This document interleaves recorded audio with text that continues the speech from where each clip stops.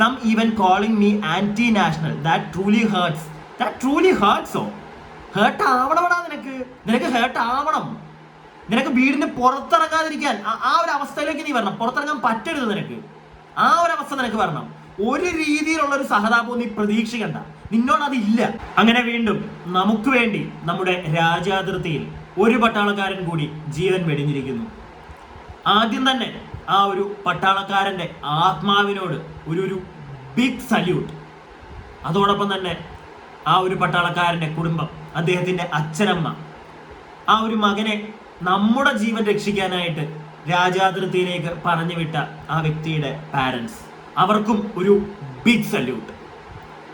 നമ്മുടെ നാട് ഇപ്പൊ പൊക്കോണ്ടിരിക്കുന്നത് നിങ്ങൾക്ക് എല്ലാവർക്കും അറിയാം, വലിയ ദുർഘടം പിടിച്ച ഒരു പരിപാടിയിലൂടെയാണ്. എല്ലാം നിർത്തി, അല്ലെങ്കിൽ വേറെ രാജ്യങ്ങളൊക്കെ ഇടപെട്ടിട്ട് വേണ്ട നമുക്ക് നിർത്താമെന്ന് പറഞ്ഞ് നമ്മൾ നിർത്തി അങ്ങോട്ട് തിരിയുമ്പോഴത്തേക്ക് ആ പുന്നാര മക്കൾ പുറകെ വരും. അതാണ് അവന്മാര് ചെയ്തുകൊണ്ടിരിക്കുന്നത്. വെറും ഡാഡി ഇല്ലാത്ത പരിപാടി. ആ പരിപാടി ചെയ്യുന്നവന്മാരുടെ നാട്ടിലെ ചില ആളുകൾ മരിച്ചു എന്നുള്ള വാർത്തകളൊക്കെ ഫേക്കാണ്. നമുക്കറിയില്ല, നമ്മളെങ്ങും കേട്ടില്ല. നമ്മുടെ നാട്ടിലെ നമ്മളെ സംരക്ഷിക്കുന്ന ചേട്ടന്മാർ ഒരിക്കലും വേറൊരു നാട്ടിലെ സിവിലിയൻസിനെ തൊടില്ല. അത് ഓൾറെഡി പറഞ്ഞതാണ്. എന്നിട്ട് അവിടെ ആരൊക്കെയോ പോയെന്നും പറഞ്ഞ് കരഞ്ഞും പിഴിഞ്ഞും കുറെ ന്യൂസുകൾ വരുന്നു.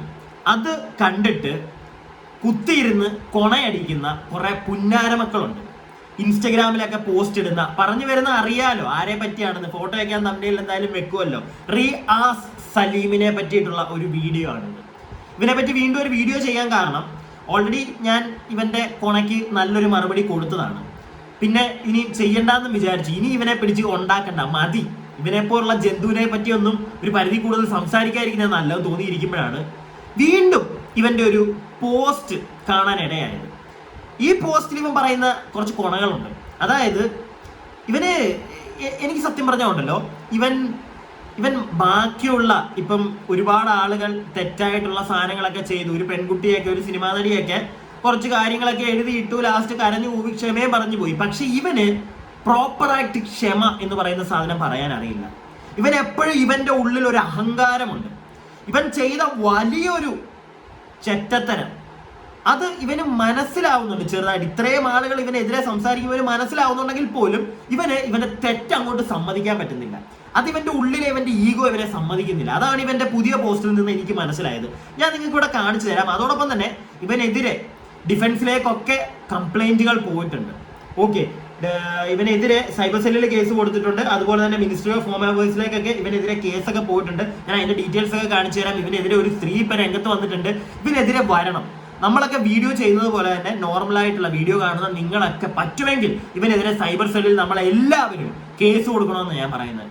കാരണം ഇവൻ ഇനിയും ഇവന്റെ ഇൻസ്റ്റാഗ്രാം വഴി ഇവനെ ഉണ്ടാക്കണ്ടെങ്കിൽ ഇവൻ അതിനകത്തൂടെ ഇവൻ വീഡിയോ ചെയ്തിട്ടാണല്ലോ കാശുണ്ടാക്കുന്നത്. ഇവന്റെ സ്ഥിരം കാണുന്ന പ്രേക്ഷകരെ പോലും ആട്ടുന്ന രീതിയിലുള്ള പല പരിപാടികളാണ് ഇവൻ കാണിച്ചുകൊണ്ടിരിക്കുന്നത്. അല്ല, നിങ്ങളൊന്ന് ആലോചിച്ച് നോക്കിയേ. ഈ നാട്ടിൽ നമ്മുടെ സ്വന്തം ഭാരതത്തിൽ നിന്നിട്ട് നമ്മുടെ നാടിനെ കളിയാക്കുന്ന ഈ പുന്നാരമോനെയൊക്കെ എനിക്ക് തോന്നുന്നു കുറെ ആളുകൾ ഞാൻ ലാസ്റ്റ് ചെയ്ത വീഡിയോയിൽ എന്നെ ഒരുപാട് സപ്പോർട്ട് ചെയ്തു. കുറച്ച് ആളുകൾ പറഞ്ഞ, നിങ്ങൾ എല്ലാവരും പറയുന്ന കാര്യങ്ങൾക്ക് എനിക്കൊരു വാല്യൂ ഞാൻ കൊടുക്കും, അല്ലെങ്കിൽ നിങ്ങൾ പറയുന്ന ആ ഒരു വാക്കിന് മാന്യമായിട്ടുള്ള കാര്യങ്ങളാണെങ്കിൽ ഞാനൊരു വില കൊടുക്കും. വെറുതെ വന്ന് അന്നേക്കും തള്ളക്കും പറയാൻ പോയാലേ ഉള്ളൂ ഞാനും തിരിച്ച് അങ്ങോട്ട് നല്ല കാനത്തി പറയുന്നു, ഒരു മടിയും കാണത്തില്ല. പക്ഷെ പറയുന്ന കാര്യങ്ങൾ അത് മാന്യമായിട്ടാണെങ്കിൽ അതിനകത്ത് ശരിയുണ്ടെങ്കിൽ ഞാനത് എടുക്കും. കുറെ ആളുകൾ എന്നോട് കമന്റിൽ പറയുന്നുണ്ടായിരുന്നു, അതായത് ഒരു പരിധിയിൽ കൂടുതൽ അവനെ മോശമായിട്ട് തെറി പറയണ്ടായിരുന്നു എന്നുള്ള കാര്യം.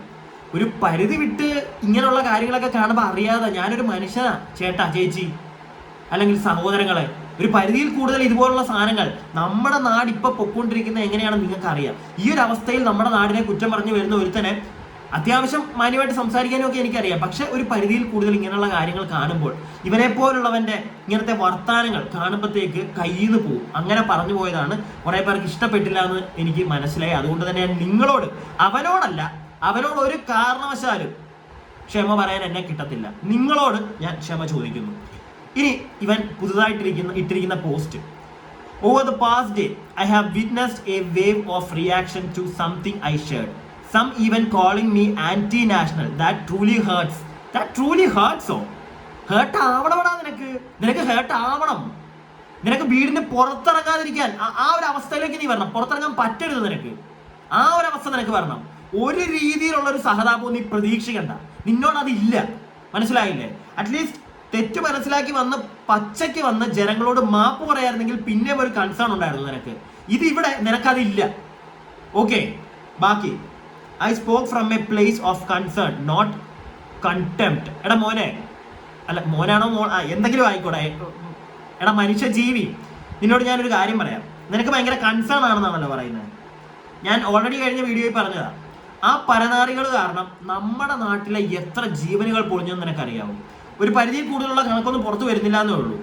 കാണും, എനിക്കറിയില്ല, ചിലപ്പോൾ കാണും. എന്തായാലും കുറച്ചൊക്കെ നമ്മൾ ഡെയിലി നമ്മൾ ന്യൂസ് ചാനൽ വഴി കേൾക്കുന്നുണ്ട്. ഇന്നലെ അവന്മാരെ പരിപാടി നിർത്തിയിട്ട്, നമ്മുടെ 2 രാജ്യങ്ങളും തമ്മിൽ നിർത്തിക്കഴിഞ്ഞ് വേണ്ട, ഇനിയും ഈ പരിപാടി വേണ്ട എന്ന് പറഞ്ഞ് നിർത്തിക്കഴിഞ്ഞിട്ട് പുറകെ വന്ന് താങ്ങി നമ്മുടെ ഒരു പട്ടാളക്കാരൻ പോയി. ഓക്കെ, ചെറിയ കണക്കുകൾ നമ്മൾ അറിയുന്നുണ്ട്. നിനക്ക് നമ്മുടെ നാട്ടിലെ ജനങ്ങളോട്, അല്ലെങ്കിൽ ഇത് തുടങ്ങാൻ കാരണം എന്താണ്? നിനക്ക് വല്ല തേങ്ങ അറിയാവോ? ഈ പ്രശ്നമൊക്കെ തുടങ്ങാൻ കാരണം എന്താ? നമ്മൾ അങ്ങോട്ട് പോയി ഉണ്ടാക്കിയതുകൊണ്ടാണോ? നീ ഈ നാട്ടിലല്ലേ ജീവിക്കുന്നത്, അവന്മാര് കാണിച്ചെന്താ നിനക്ക് അറിയാലോ. അപ്പൊ നിനക്ക് നമ്മുടെ നാട്ടിലെ ജനങ്ങളോട് ഒരു കൺസേൺ ഒന്നും ഇല്ലേ? നിനക്ക് അവിടുത്തെ കുണകളോടുള്ള കൺസേൺ അല്ല. അങ്ങനെയാണെങ്കിൽ നീ പോടാ അവിടെ. നിന്നെ ഇവിടെ ആരും പിടിച്ച് നിർത്തിയിട്ടൊന്നും ഇല്ലല്ലോ. നീ എന്തിനാ ഇവിടെ നിൽക്കുന്നത്? നീ കാരണം എന്തായാലും പ്രത്യേകിച്ച് ഈ നാട്ടില് ഗുണമൊന്നും വരാൻ പോകുന്നില്ല. കുറെ ലിഫ്റ്റ് കിട്ട് മറ്റേ ഉണ്ടാക്കുന്നതല്ലേ, അത്രയല്ലേ ഉള്ളൂ. അല്ലാതെ വേറെ മറ്റേ വലിയ സാധനമൊന്നും ചെയ്യുന്നില്ലല്ലോ. ആ ചാനൽ ഇവനെതിരെ പരാതി കൊടുക്കുമ്പോൾ ഇവന്റെ ചാനൽ, ഇവന്റെ ഇൻസ്റ്റാഗ്രാം അക്കൗണ്ട് അങ്ങ് പൂട്ടിച്ചു കഴിഞ്ഞാൽ തീരാവുന്നേ ഉള്ളൂ ഇവന്റെ ഈ കൊണ. അത്രേ ഉള്ളൂ, എനിക്ക് അങ്ങനെയാ തോന്നുന്നത്. ബാക്കി my words were about valuing human life, questioning violence and holding on to hope for a more peaceful tomorrow, never disrespecting. I love this country deeply and would never stand against it. Okay, I love this country അല്ലേ തരാൻ നിനക്ക് ഞാൻ. Emotions can be misread and words can be twisted. Words can be twisted. എടാ മര്യാദക്ക് എഴുതിയിട്ടതല്ലേടാ മാറി. നീ മര്യാദക്ക് തന്നെയല്ലേ എഴുതിയിട്ടേ. നീ എഴുതിയിട്ട് ഇവിടെയുള്ള എല്ലാ ജനങ്ങളും കണ്ടതാ, ഇല്ലെങ്കിൽ ഞാൻ കാണിച്ചു തരാം. വളരെ വ്യക്തമായിട്ട് മര്യാദയ്ക്ക് നീ എഴുതി വെച്ചിട്ടുണ്ട് നിനക്ക് ഈ നാടിനോട് പുച്ഛമാണെന്നുള്ളത്. ബാക്കി തരാം ഞാൻ. Emotions can be okay, emotions can be misread and words can be twisted, but for doubts where my heart lies, I stand with India, I stand with peace, and I stand with the brave men and women who protect the nation. ആ nation okay, നീ പറയുന്ന എൻ്റെ സ്വന്തം നാടിനെ ആക്ഷേപിക്കുന്ന തരത്തിലുള്ള ഒരു writing ആണ് നീ ഷെയർ ചെയ്തിട്ടുള്ളത്. ഓക്കെ, നീ പിന്നെ കൂടുതൽ വലിയ കൊണയടിക്കാൻ വേണ്ടി നിൽക്കരുത്. മറ്റേ കിടന്ന് ഉരുളത്തില്ലേ കയ്യിൽ നിന്ന് പോയി കഴിയുമ്പോൾ, അതാണ് ഇവൻ ചെയ്തുകൊണ്ടിരിക്കുന്നത്. With the news of ceasefire today, my heart feels lighter. This is more than just a political cause. It's a flicker of hope between two nations with over 4,000 years of shared roots. Let's not waste it. Jai Hind, Riyaz Salim. എടാ നാറി, നീ ഇതിനകത്ത് എഴുതിയിട്ടുണ്ടല്ലോ I love this country deeply. ഇത് എഴുതിയിട്ട് ഈ പരനാറി കഴിഞ്ഞ ദിവസം ഇട്ടിരിക്കുന്ന പോസ്റ്റ്, അല്ലെങ്കിൽ ഷെയർ ചെയ്തിരിക്കുന്ന പോസ്റ്റ് ഞാൻ ഇവിടെ കാണിച്ചു തരാവേ. ഞാൻ കാണിച്ചതാണ് ഓൾറെഡി. സുചിത്ര വിജയൻ എന്ന് പറയുന്ന ലേഡിയുടെയാണ്. അതിന്റെ അടിയിൽ ഇവർ എഴുതി വെച്ചിരിക്കുന്നത് it's you and not proud of my country for this എന്ന്. അതായത് ആ ചേച്ചി എഴുതി വെച്ചിരിക്കുന്ന, ഇവൻ ഷെയർ ചെയ്തിരിക്കുന്ന സംഗതി എന്താണെന്ന് വെച്ച് കഴിഞ്ഞാൽ കുറെ എണ്ണത്തിനെ അവിടെ തീർത്തു. അത് ഇവന് ഭയങ്കര അത് കണ്ടിട്ട് ഇവനങ്ങോട്ട് എന്താണ് ഒരു പ്രൗഡ് തോന്നുന്നില്ല നമ്മുടെ നാടിനോട് എന്നാണ് ഈ പരനാറി എഴുതി വെച്ചിരിക്കുന്നത്. ഓക്കെ, അപ്പം നിനക്ക് പ്രൗഡ് തോന്നിയില്ല, അപ്പം നിനക്ക് അങ്ങ് പ്രൗഡ് ഉണ്ടായി അല്ലേ നാട്ടുകാർ തേറി പറഞ്ഞു കഴിഞ്ഞപ്പം. എടാ നിന്റെ തന്തയെ അയാളെ എത്ര പേര് വിളിച്ചു കാണും? എത്ര പേര് തന്തയെ വിളിച്ചു, തന്തയ്ക്ക് വിളിച്ചിട്ടുണ്ട് ഇപ്പം എത്ര പേര്. നിന്നെ അറിയാവുന്നവർ തന്നെ നിന്നെ മുഖത്ത് നോക്കി ചിലപ്പോൾ പറയാൻ പറ്റില്ലെങ്കിൽ മനസ്സിൽ വിളിച്ചു കാണും മോനെ. അത് നീ ഒന്ന് മനസ്സിലാക്കുക. മോളാ എന്തെങ്കിലും ആവട്ടെ, മനുഷ്യജീവി വിളിച്ചു കാണും നിന്നെ. അത് മാത്രം നീ ഒന്ന് ആലോചിച്ചാൽ മതി. അപ്പൊ ഞങ്ങൾക്കൊക്കെയാണല്ലേ ഭ്രാന്ത്. നീ മിടുക്കൻ, നീ ദ ബെസ്റ്റ്, എല്ലാം അറിയാവുന്നവൻ. ബാക്കി ഈ നാട്ടിലെ എല്ലാ ജനങ്ങളും മണ്ടന്മാര് പൊട്ടന്മാര്, ഞങ്ങളുടെയൊക്കെ അറിവ് വെറും തോന്നിവാസം. നിന്റെ മാത്രം സൂപ്പർ. ആ ഒരു മെന്റാലിറ്റി കൊള്ളാൻ മോനെ. ഓക്കെ, അപ്പൊ എന്താണ് ഞാൻ നേരത്തെ കാണിച്ചു തന്ന ഇവൻ ഇട്ടിരിക്കുന്ന പോസ്റ്റിന്റെ, ഇവൻ ആ പോസ്റ്റ് ഷെയർ ചെയ്തിട്ടുണ്ട്. ആ പോസ്റ്റ് ഷെയർ അല്ല, സ്റ്റോറി ആയിട്ട് ഇട്ടിട്ടുണ്ട്. ആ സ്റ്റോറിയുടെ നെക്സ്റ്റ് അടുത്തത് തന്നെ ഇവൻ ഇട്ടിരിക്കുന്നത് വേറൊരാളുടെ ഒരു സാധനം ഇവിടെ ഷെയർ ചെയ്തിട്ടുണ്ട്. ഇതാണ് Omar Abdulla, CM of J&K tweets about explosion heard across Srinagar. Multiple ceasefire violations are being reported across J&K എന്നൊരു സാധനം. ദിസ് ഈസ് ഇൻസെയിൻ എന്നും പറഞ്ഞ് ഇവൻ ഇട്ടിട്ടുണ്ട്. എടാ നാറി, നിനക്കിത് ഇൻസെയിൻ ആയിട്ട് തോന്നി അല്ലേ? അതിന് മുമ്പ് അവൻ വലിയ കൊണയടിച്ചിട്ടതാ. അത് കഴിഞ്ഞപ്പോഴാണ് നമ്മൾ പിന്നെയും ആ ഒരു വാർത്ത നമ്മളെല്ലാവരും അറിയുന്നത്. അതായത് ഈ ചെറ്റകൾ പരിപാടി നിർത്തിയിട്ടില്ല എന്ന്. ഉടനെ അവൻ ദിസ് ഈസ് ഇൻസെയിൻ. എടാ നീ എവിടെയെങ്കിലും ഒരിടത്ത് തുറച്ചു നിൽക്കും. ഓക്കെ, നീ എവിടെയെങ്കിലും ഒരിടത്ത് തുറച്ചു നിൽക്കും. ഇല്ലെങ്കിൽ തെറ്റുപറ്റിയെന്ന് മനസ്സിലാവുമ്പോൾ ഓപ്പണായിട്ട് ജനങ്ങളോടൊരു മാപ്പ് അങ്ങ് പറയണം. അതാണ് നല്ല തന്തയ്ക്ക് പറഞ്ഞവർ ചെയ്യുന്നത്. അല്ലാതെ നിന്നെ പോലെ മാപ്പും പറയത്തില്ല, എന്നാ പറയും വന്നിട്ട് അയ്യോ ഞാൻ അങ്ങനെ പറഞ്ഞില്ല ഇങ്ങനെ പറഞ്ഞില്ല, ഉടനെ അവന്മാരെ തെറ്റിദ്ധരം കാണിച്ചെന്ന് പറയുമ്പോൾ അയ്യോ ദിസ് ഈസ് ഇൻസൈറ്റ്. അതിന്റെ 2 ദിവസം മുന്നേ കൊണയടിച്ചവനാ. ഒന്ന് ആലോചിക്കണം, ഒരു മാപ്പ് പറയാൻ ഒരു മടിയുള്ള ഈ നാറിയൊക്കെ ഇവരെതിരെ കേസ് തന്നെ കൊടുക്കണം. അങ്ങനത്തെ കേസ് കൊടുത്തിട്ടുണ്ട്. അതിന്റെ ഡീറ്റെയിൽസ് ഞാൻ ഇവിടെ വെച്ച് തരാം. അത് സൈബർ സെല്ലിലും കൊടുത്തിട്ടുണ്ട്. അത് കഴിഞ്ഞിട്ട് ആ ഒരു കേസിന്റെ ഡീറ്റെയിൽ ഒക്കെ എടുത്തിട്ട് മിനിസ്ട്രി ഓഫ് ഹോം അഫയേഴ്സിനും അയച്ചു കൊടുത്തിട്ടുണ്ട്. എല്ലാവരും മിനിസ്ട്രി ഓഫ് ഹോം അഫയേഴ്സിന് അയക്കാനുള്ളൊരു കാരണം പെട്ടെന്ന് തന്നെ ഇവന്റെ ഒരു കേസിൽ ഒരു തീർപ്പാകാൻ വേണ്ടിയിട്ടാണ്. പണി കിട്ടണം ഇവന് നല്ല പണി തന്നെ കിട്ടണം. മോനെ നീ കാണുന്നുണ്ടെങ്കിൽ നീ കൊണ്ട് കംപ്ലൈന്റ് കൊടുക്കും. നിന്നെ എല്ലാവരും കൂടെ അങ്ങ് വധിക്കുകയാണ്, എല്ലാവരും കൂടെ തന്തയ്ക്ക് പറയുന്നു പറഞ്ഞ് നീ കേസ് കൊടുക്കും. ഓക്കെ, അപ്പൊ ഞാൻ കഴിഞ്ഞ ദിവസം പറഞ്ഞൊരു കാര്യമാണ്, നീ കേസുമായിട്ട് ചെല്ലുമ്പോൾ അവർ നിന്നോട് ചോദിക്കും എന്തിനാണ് കേസ് കൊടുത്തതെന്ന്, അല്ലെങ്കിൽ എന്തിനാണ് ഞങ്ങളെല്ലാം തെറി പറയുന്നത്. അപ്പൊ വളരെ വിശദമായിട്ട് നീ പറഞ്ഞു കൊടുക്കണം. അതിനകത്ത് നീ എന്തെങ്കിലും കള്ളത്തരം കാണിച്ച് കള്ളക്കേസാണ് കൊടുക്കുന്നതെങ്കിൽ കാണിക്കാൻ, അതായത് എന്തിന് തെറി പറഞ്ഞു എന്ന് ചോദിക്കുന്നതിന് മറുപടി കൊടുക്കാനായിട്ട് നമ്മുടെ കയ്യിൽ തെളിവുകളുണ്ട്. അപ്പൊ അത് കാണുന്ന പോലീസുകാർ ഫസ്റ്റ് നിന്റെ പെടലി നോക്കി ഒരെണ്ണം തരും. ഓക്കെ, പിന്നെ ബാക്കിയുള്ളത് അവർ നോക്കിക്കോളും. അത്ര എനിക്ക് പറയാനുള്ളൂ നിന്നോട്. ഇനി ഒരു സ്ത്രീ, ഇവനെതിരെ കേസ് കൊടുത്ത ആ ഒരു സ്ത്രീ പറയുന്ന കുറച്ച് കാര്യങ്ങളുണ്ട്. ഞാൻ നിങ്ങളെ അതും കൂടി ഒന്ന് കേൾപ്പിക്കാം, എന്നിട്ട് കുറച്ച് കാര്യങ്ങൾ കൂടെ പറയാം. നോർമലി ഫ്രണ്ട്സിന്റെ ഇടയിൽ സ്ട്രൈക്കിനെ പറ്റിയിട്ട് ഇങ്ങനെ സംസാരിച്ചുകൊണ്ടിരിക്കുന്ന സമയത്തായിരുന്നു എൻ്റെ ഫ്രണ്ട് എനിക്ക് റിയാസിന്റെ സ്റ്റോറി ഇങ്ങനെ അയച്ചു തരുന്നത്.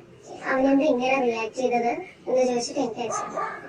ഞാൻ ആദ്യം ഷോക്കായിപ്പോയി.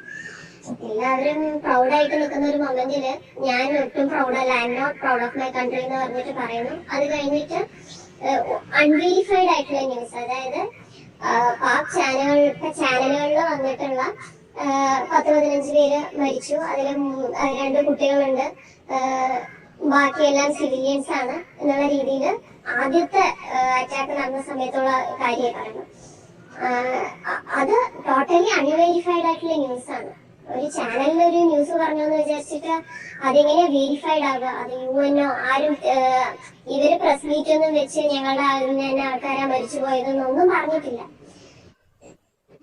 എന്നിട്ട് അൺവെരിഫൈഡ് ആയിട്ടുള്ള ന്യൂസ് ഷെയർ ചെയ്യാൻ പാടില്ല എന്ന് പ്രത്യേകം കേന്ദ്രത്തിൽ നിന്നുള്ള നിർദ്ദേശം ഉണ്ട്. അങ്ങനെ ഒരു ന്യൂസ് ഷെയർ ചെയ്തിട്ട് അതിന്റെ താഴെ ഞാൻ ഒട്ടും പ്രൗഡല്ല, മരിച്ചുപോയത് ആരൊക്കെയായിരുന്നു ആ സമയത്ത്?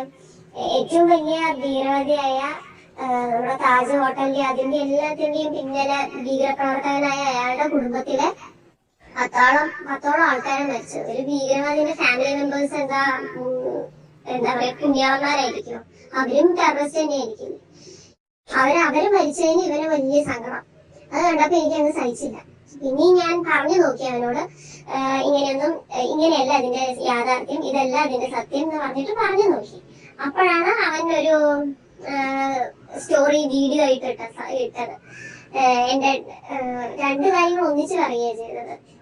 ഫിൽറ്റർ ഇട്ടാൽ നിങ്ങൾക്കൊക്കെ ചൊറിയുമല്ലോ, അങ്ങനെയെല്ലാം ചോദിച്ചിട്ട് ഒരു സ്റ്റോറി ഇട്ടു. അതിനൊപ്പം പറഞ്ഞു എനിക്ക് തന്നെ ഇതൊന്നും ബാധിക്കുന്നതല്ല എന്നുള്ള രീതിയിൽ എന്തെല്ലാമൊക്കെയോ അവന്റേതായ രീതിയിൽ അങ്ങ് അവൻ പറഞ്ഞ് ഇതാക്കി. അത് കഴിഞ്ഞ് പിന്നെ അവന് കുറെ സൈബർ അറ്റാക്ക് വരാൻ തുടങ്ങിയപ്പോ അവൻ ലാസ്റ്റ് ഒരു സ്റ്റോറി ഇട്ടു. അതവൻ ഇട്ട ഒരു within seconds or within minutes ആണ് അത് ഡിലീറ്റ് ചെയ്ത്. എനിക്കത് സ്ക്രീൻഷോട്ട് എടുക്കാൻ പറ്റിയത്. അവൻ പറഞ്ഞത് നിങ്ങളുടെ എല്ലാം മൂട്ടിൽ വന്നൊരു ബോംബ് പൊട്ടുമ്പോഴേ നിങ്ങളൊക്കെ പഠിക്കത്തുള്ളൂ, ഞാൻ അതിനുവേണ്ടി വെയിറ്റ് ചെയ്യണമെന്ന് പറഞ്ഞിട്ടൊരു സ്റ്റോറി. അത് കണ്ടപ്പോ എനിക്ക് നല്ലോണം ദേഷ്യം വന്നു. ഇങ്ങനെയൊക്കെ നമ്മുടെ ഇന്ത്യയിൽ ഇരുന്നിട്ട് നമ്മുടെ നാടിനെ തന്നെ തരം താഴ്ത്തുന്ന രീതിയിൽ ഒരു പ്രവൃത്തി ചെയ്യുമ്പോ ബഹുമാനപ്പെട്ട മോദി സാർ തന്നെ പറഞ്ഞിട്ടുണ്ട് അത് രാജ്യദ്രോഹമാണെന്നുള്ളത്. അപ്പോ അത് കംപ്ലൈന്റ് ചെയ്യണമെന്ന് എനിക്ക് തോന്നി. പിന്നെ എന്താണ് അതിനുള്ള വഴികൾ നോക്കി. പിന്നെ ഞാൻ സൈബർ സെല്ലിലേക്ക് ആദ്യം കംപ്ലൈന്റ് രജിസ്റ്റർ ചെയ്തു. സൈബർ സെല്ലിൽ രജിസ്റ്റർ ചെയ്തിട്ട് കാര്യമില്ല, അത് കുറച്ച് ലേറ്റ് ആവുമെന്ന് കണ്ടപ്പോ ഞാൻ മിനിസ്ട്രി ഓഫ് ഹോം അഫയേഴ്സിലേക്ക് ഒരു ഇമെയിൽ അയച്ചു. ഈ കംപ്ലൈന്റ് ചെയ്ത അതിന്റെ കോപ്പി എല്ലാം വെച്ച് അറ്റാച്ച് ചെയ്തിട്ട് ഒരു ഇമെയിൽ അയച്ചു. ഇപ്പൊ കേസ് മുന്നോട്ട് ഫോർവേഡ് ചെയ്ത് കൊണ്ടുപോകുന്നുണ്ട്. നോക്കാം, നമുക്ക് കുറച്ച് ടൈം എടുക്കും. എന്നാലും ഇങ്ങനെയുള്ളവരെയൊന്നും വെറുതെ വിടാൻ പാടില്ല.